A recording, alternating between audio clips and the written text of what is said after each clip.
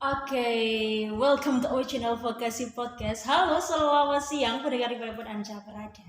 It's nice to be able to take an audio through my podcast. Welcome back. Balik lagi dengan Futiha Kudrotin ya. Kali ini, melanjutkan episode yang kedua sesuai dari permintaan teman-teman. Karena begini, Bu. Saya saat ini tidak sendirian ya. Saya ditemani dengan Ibu Hena. Hena siapa, Ya, Ibu? Ibu Hena Retnawati. Hena Retnawati. Selamat siang, Ibu. Selamat siang. Selamat siang. Sehat ya, Bu ya? Alhamdulillah sehat. Aduh, Ibu Hena cantik sekali. Karena mungkin teman-teman belum tahu siapa sih Ibu Hena ini sebetulnya. Dan Ibu Hena bisa memperkenalkan diri siapa dong? Kali ini saya punya guru yang berbeda. Kalau yang sebelumnya ini guru matematika, bagaimana dengan Ibu Hena? Oh, oke. Perkenalkan, nama saya Hena Retnawati. Saya adalah guru matematika di SMK Negeri 6 Jember. Sama ya, guru matematika. Ya. Sebelumnya ada Pak Rijal, guru Ya. matematika. Bu Hena juga guru matematika. Oke. Sama tapi berbeda. Kenapa? Sama tapi berbeda. Oh, sama tapi berbeda. Iyalah sama. Pak Rijalnya laki-laki, Bu Hena perempuan. Pak Rijalnya ganteng, Bu Henanya cantik. Dan suatu kehormatan kali ini saya berdampingan dengan Ibu Hena selaku guru baru di SMK Negeri 6 Jember, dan beliaunya dan baru juga ya diangkat sebagai pegawai negeri sipil atau aparatur sipil negara. Masih CPNS. Oh, masih calon ya? Ya, sekarang masih mengikuti latsar atau prajab gitu. Oke, masih mengikuti latsar. Itu dari proses CPNS menuju PNS ya. Kan udah pengumuman nih, selesai, ini sekarang udah CPNS, udah dapat SK ya? Itu Sudah dong. Udah dapat SK, itu baru mendapat gelar CPNS masih. Ya. Nah, dari CPNS menuju ke PNS ini nunggu berapa lama? Wow. Saya mendapatkan SK itu bulan Januari. Kemudian saya ditempatkan di SMK Negeri 6 itu tanggal 1 Februari 2021. Jadi masih sekitar 7 bulan. Kemudian dari situ saya mulai latsar ini. Saya latsar atau berajab itu dimulai bulan Agustus. Kemudian nanti berakhir pada bulan Oktober. Dan kemungkinan menunggu, kan saya ikut pemerintah Provinsi Jawa Timur itu sekitar 1812 CPNS, dan nanti itu menunggu semuanya latsar baru dapat SK PNS. Kemungkinan nanti bulan April 2022. April 2022. Dari yang kemarin dapat SK-nya CPNS tahun bulan apa? Bulan Januari 2021. Januari nanti ke April 2022. Berarti berapa bulan tuh? 13, 14 bulan. 15 bulan. 15 bulan ibu mengandung. Tapi nggak apa-apa lah ya, melalui proses itu. Dan kok bisa sih Bu jadi PNS sih, bagi-bagi tips dan kali kemarin itu saya sempat mendaftar P3K ya. Iya. Ya karena udah CPNS sudah nggak bisa, ada peraturan baru P3K. Oh belum, iya Pak, belum. Insya Allah doakan dong untuk di tahap berikutnya saya Amin, bisa ya Rabbal lolos. Alamin. Amin. Dan kalau ketentuannya, kalau CPNS kemarin kan ujiannya TWK, SKD, TIU, TKP. Dan di P3K dengan konsep yang berbeda, kebijakan yang berbeda, karena menterinya juga berbeda. Maka dari itu ya siap-siap aja nih buat teman-teman yang ingin mencalonkan diri sebagai P3K. P3K yang khusus guru kan ya Bu ya? Ya, khusus guru ada, kemudian dari kesehatan juga ada. Kesehatan bukannya CPNS ya? Oh enggak, ada dua, ada P3K, juga ada yang namanya CPNS. Cuman untuk CPNS bidang kesehatan itu mungkin tingkatannya atau apa yang dibutuhkan formasinya itu lebih daripada yang P3K. Salah satu contohnya kalau di kesehatan itu, kalau tidak salah, untuk CPNS-nya itu yang dibutuhkan minimal D4 atau S1, sedangkan yang P3K itu D3. Oh gitu. Kalau nggak salah seperti itu. Oke. Apakah suami ibu tidak di kesehatan bukan ya? Oh bukan. Kebetulan teman saya kemarin kan saya tanya kenapa kok tidak bisa daftar CPNS, ternyata beliaunya belum mempunyai STR dan banyak hal yang lainnya yang mungkin IPK-nya harus 3 gitu. Oh, banyak sekali persyaratannya. Iya, lebih banyak daripada yang P3K kayaknya. Dan lebih rumit. lebih rumit yang sekarang daripada yang zaman saya. Kalau zaman saya kan maksudnya terbuka untuk umum, kemudian mungkin batasan usia, tetapi tidak harus memiliki kayak IPK. IPK itu mungkin minimal ya 2,75, sedangkan sekarang minimal 3,0. Oh iya iya. Bahkan teman saya kemarin tuh mencalonkan maksudnya daftar juga CPNS di Kementerian Agama dengan formasi di lab mungkin ya, lab. Itu emang ada ketentuan IPK ya? Iya. IPK minim tuh 3,5. Nah, itu kan menurut saya Ada yang terlalu berat. Iya, ada yang menentukan juga IPK 3,7. Ya memang mungkin karena ditempatkan di bagian lab dan bukan orang yang main-main. Pasti kalau dengan IPK tinggi mereka kompetensinya juga pasti memadai dan ya seperti itu. Tetapi sebenarnya kalau menurut saya IPK itu tidak mematok seseorang itu untuk apa ya dalam segi akademis. Karena saya juga punya pengalaman, IPK saya juga nggak sampai 3,5. Oh iya, berapa Ibu IPK-nya? Kecil lah. Cuman ya di atas 3, cuman apa tidak mematok ukuran seseorang Betul. itu berkompetensi atau tidak. Karena kan itu kuliah, sedangkan di dunia kerja itu sudah beda lagi. Beda lagi. Apa yang saya pelajari di kuliah itu cuma berapa persen dari yang saya kerjakan sekarang. Gitu ya, dan lebih rumit pastinya yang di lapangan lah daripada teorinya. Tentu. Ya itu tadi, termasuk kita kemarin seperti halnya ujian P3K. Itu kan yang diujikan materi kuliah. Lebih banyak materi kuliah daripada apa yang terjadi di lapangan. Nah, seharusnya kan apa yang terjadi di lapangan itulah yang diujikan untuk kita. Toh pada akhirnya nanti ketika kita jadi PNS itu kan kita juga ke lapangan. Karena kita akan mengabdinya ke negara, kita mengabdinya negara, jadi kita juga harus nurut sama harus mereka. Iya. Oke, Bu Hena betah ya di SMK 6? Alhamdulillah saya di sini itu banyak ilmu baru yang sebelumnya belum saya dapatkan. Selama saya 7 bulan di sini itu saya banyak sekali melakukan hal-hal yang baru menurut saya dan itu sangat menunjang kompetensi saya. Seperti contohnya saya membuat diktat atau buku yang dibagikan atau digunakan oleh seluruh siswa gitu ya. Jadi ada kebanggaan sendiri mungkin ya. Iya. Betul sekali. Dan Bu Wahyu itu memang sangat mendukung sekali terhadap kemajuan dan tidak memandang itu harus dari, misalkan beliaunya dari jurusan matematika, harus matematika terus enggak, tapi dia melihat dari segi apapun itu, guru punya bakat apa, punya minat apa dijembatani, itu Bu Wahyu. Iya, dulu waktu pertama kali kesini kan saya ditanya apa kelebihan saya gitu. Saya merasa kalau kelebihan itu harus yang gimana gitu ya, saya bilangnya hobi saya menulis, ternyata benar disuruh bikin buku, alhamdulillah jadi sudah. Dan sebetulnya di sini awal itu membuat buku untuk pertama kalinya ya saya waktu itu Bu, jadi akhirnya setiap tahun diagendakan. Alhamdulillah. Jadi awal saya bikin buku ya karena pelajaran saya bahasa Indonesia ya, karyanya anak saya bukukan, kok Bu Wahyu tertarik. Nah dari situlah dibuka kunci dari kalau boleh tahu judulnya apa Bu? Kalau yang karyanya siswa itu legenda dan mitos tradisi lisan masyarakat Jember. Jadi saya suruh observasi langsung, saya suruh wawancara langsung di tempat, jadi bisa dipertanggungjawabkan itu cerita. Itu kemudian karena Bu Wahyu tertarik, nah akhirnya guru-guru diwajibkan membuat karya apapun itu bebas, termasuk di masa pandemi. Ada buku yang namanya judulnya Bunga Rampai, Kreativitas Sivitas Akademika itu. Saya sempat buka-buka juga, bagus karyanya. Oh gitu. Mungkin bisa ditiru sama pendengarnya loh. Oh iya, wajib dibeli juga bisa kok itu. Dan setiap guru pasti mendapatkan satu buku. Nah sebetulnya ini di tahun ketiga. Seharusnya saya memang mengagendakan setiap tahun. Saya di sini udah tahun ketiga. Nah tahun ketiga saya ini belum membuat, masih planning. Tapi kalau karya udah ada, cuman belum sempurna. Kenapa saya belum merasa sempurna? Karena mengajar kita tidak totalitas. Ya, di masa pandemi ya. Betul. Saya menyuruh, maksudnya memberikan instruksi kepada siswa membuat karya. Saya tidak bisa membimbing langsung.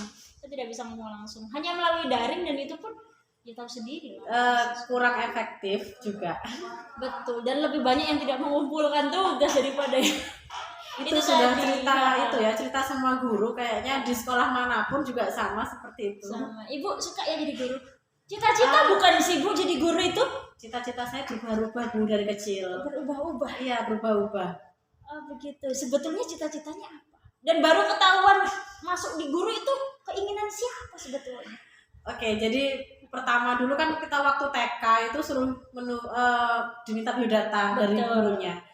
Cita-cita saya adalah seorang dokter. Oh, dokter guys. Oke. Dokter.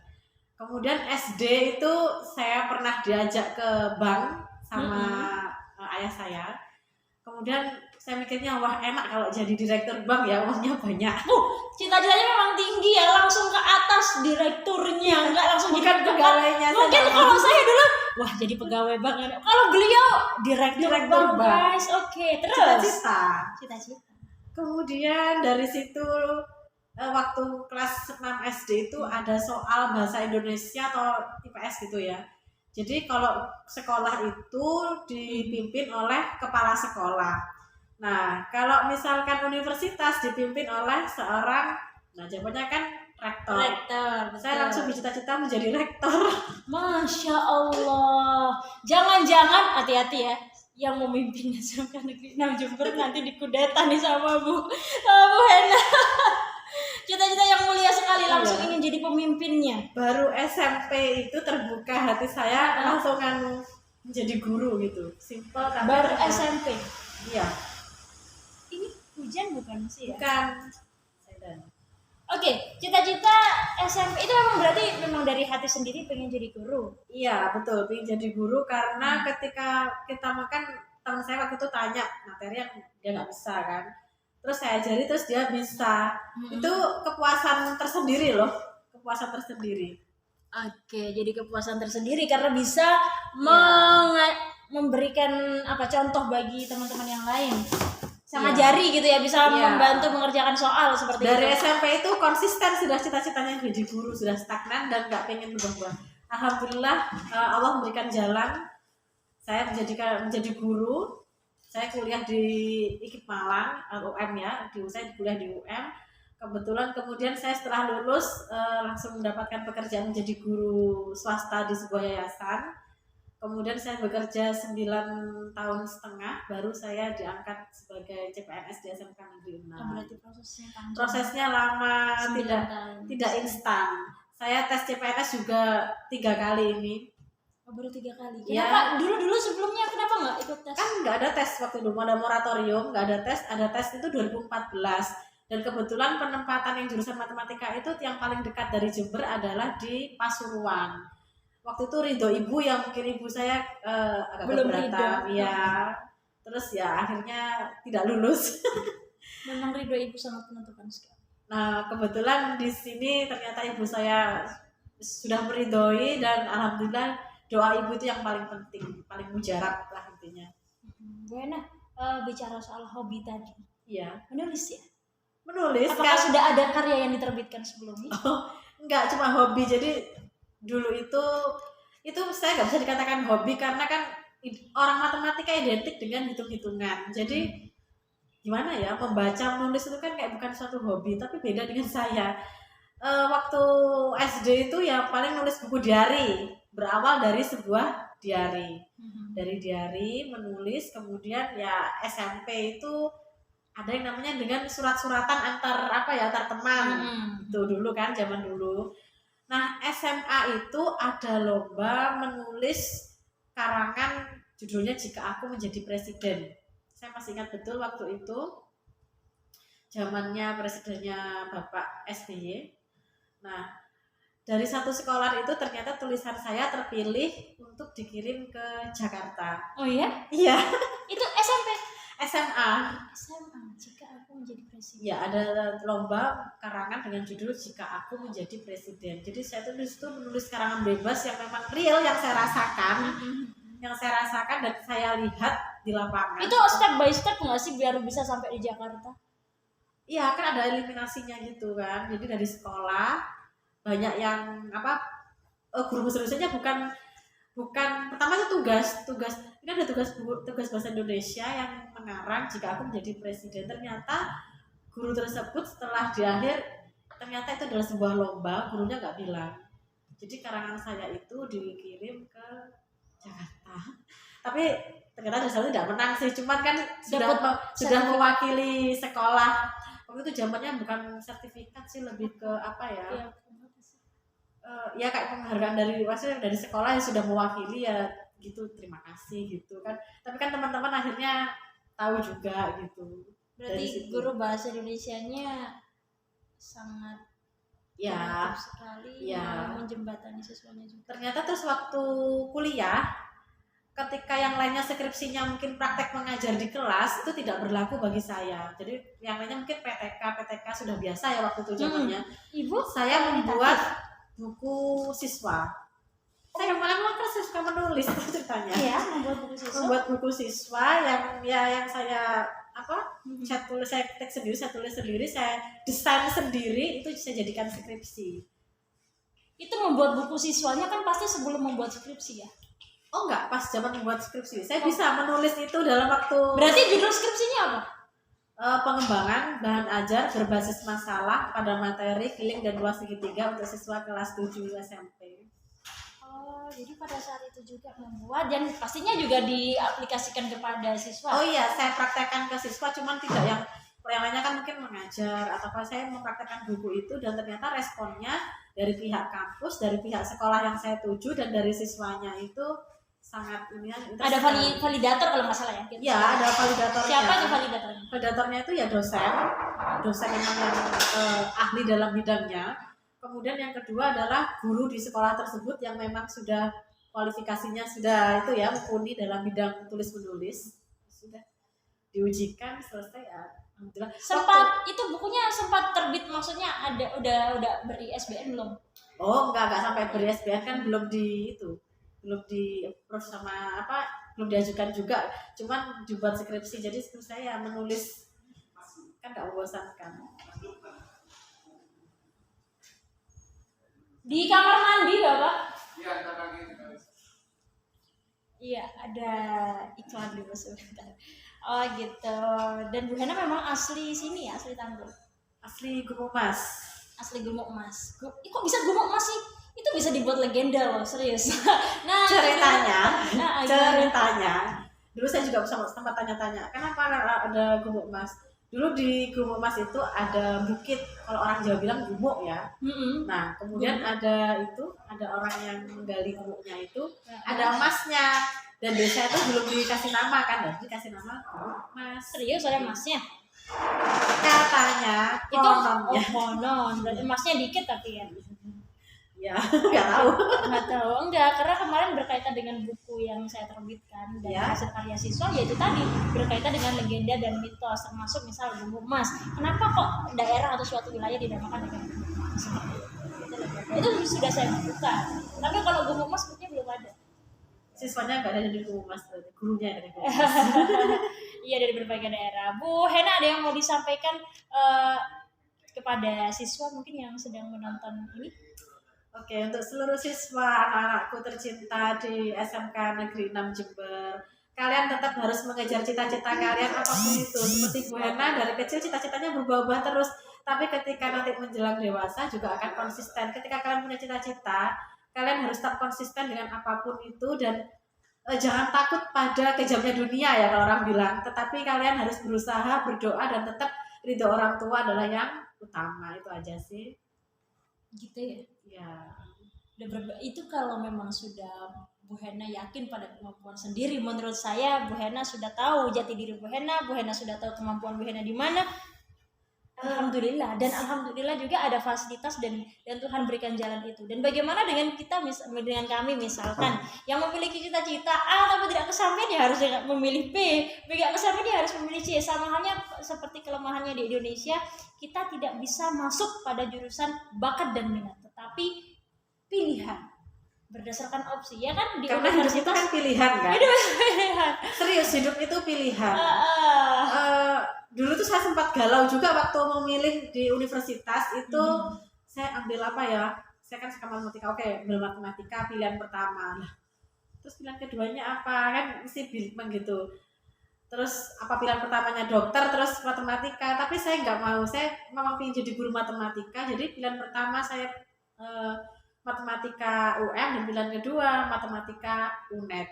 Dan kebetulan saya masuk di UM. Jadi memang hidup itu pilihan dan kita harus konsisten memang. Seperti Bu Futihah. Sekarang kan mungkin jadi guru bahasa Indonesia. Iya, Apakah itu cita-citanya Bu Futihah? Enggak ada, setitik pun batin terlintas mimpi pun enggak. Tetapi Allah memberikan jalan menjadi guru bahasa Indonesia karena apa? Kan itu pasti ada tanda tanya dan ada hikmahnya di balik semua itu. Bu Futihah itu kan mampu ya, saya pikir sudah mampu, sudah kompeten pada bidangnya, sudah mampu membuat buku. Terus saya lihat juga dalam pembawa acara juga sudah mahir. Itu sudah suatu jalan bagi Bu Futihah untuk menularkan ilmunya kepada anak-anak seperti itu. Jadi nanti pahalanya double.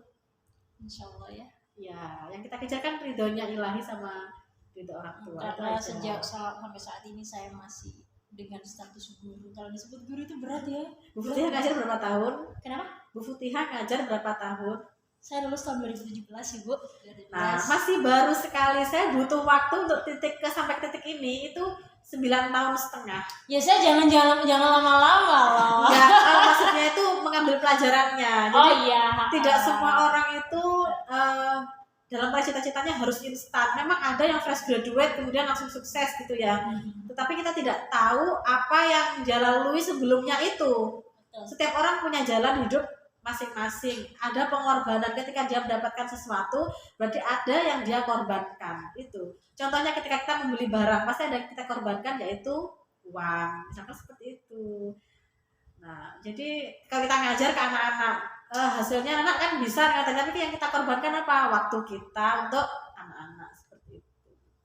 Ya Allah, luar biasa sekali. Jadi setiap apa yang kita dapatkan ada yang kita korbankan. Seperti itu. Apa yang kita dapatkan harus ada yang kita korbankan. Ada yang kita perjuangkan, ada yang kita korbankan seperti itu. Jadi tidak ada sesuatu yang kita lihat seseorang, kita lihat pengusaha misalkan, wah Bapak Abu Rizal Bakri, coba lihat perjuangan hidupnya, perjuangannya.